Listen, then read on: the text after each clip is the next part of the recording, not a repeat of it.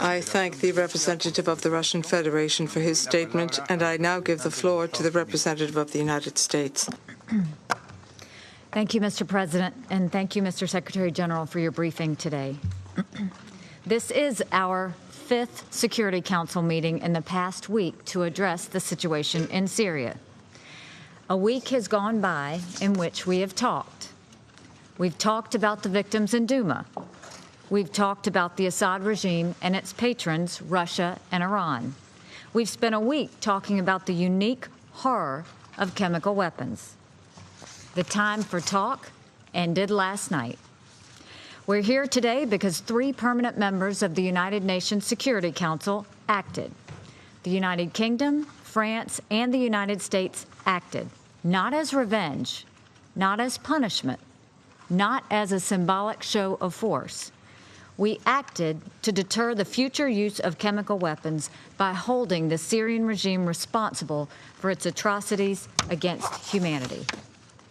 We can all see that a Russian disinformation campaign is in full force this morning. But Russia's desperate attempts at deflection cannot change the facts. A large body of information indicates that the Syrian regime used chemical weapons in Duma on April 7th. There is clear information demonstrating Assad's culpability. The pictures of dead children were not fake news. They were the result of the Syrian regime's barbaric inhumanity. And they were the result of the regime and Russia's failure to live up to their international commitments to remove all chemical weapons from Syria. The United States, France, and the United Kingdom acted after careful evaluation of these facts. The targets we selected were at the heart of the Syrian regime's illegal chemical weapons program. The strikes were carefully planned to minimize civilian casualties. The responses were justified, legitimate, and proportionate. The United States and its allies did everything we could to use the tools of diplomacy to get rid of Assad's arsenal of chemical weapons. We did not give diplomacy just one chance. We gave diplomacy chance after chance, 6 times. That's how many times Russia vetoed Security Council resolutions to address chemical weapons in Syria. Our efforts go back even further. In 2013, the Security Council passed a resolution that required the Assad regime to destroy its stockpile of chemical weapons. Syria committed to abide by the Chemical Weapons Convention, meaning it could no longer have chemical weapons on its soil. President Putin said Russia would guarantee that Syria complied. We hoped that this diplomacy would succeed in putting an end to the horror of chemical attacks in Syria. But as we see from the past year, that did not happen. While Russia was busy protecting the regime, Assad took notice. The regime knew it could act with impunity, and it did. In November, Russia used its veto to kill the Joint Investigative Mechanism, the main tool we had to figure out who used chemical weapons in Syria. Just as Russia was using its veto, the Assad regime used sarin, leading to dozens of injuries and deaths. Russia's veto was the green light for the Assad regime to use these most barbaric weapons against the Syrian people, in complete violation of international law. The United States and our allies were not going to let that stand. Chemical weapons are a threat to us all. They are a unique threat, a type of weapon so evil that the international community agreed they must be banned. We cannot stand by and let Russia trash every international norm that we stand for and allow the use of chemical weapons to go unanswered. And just as the Syrian regime's use of chemical weapons last weekend was not an isolated incident, our response is part of a new course chartered last year to deter future use of chemical weapons. Our Syrian strategy has not changed.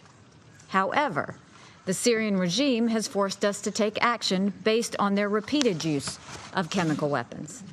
Since the April 2017 chemical attack at Khan Sheikhoun, the United States has imposed hundreds of sanctions on individuals and entities involved in chemical weapons use in Syria and North Korea.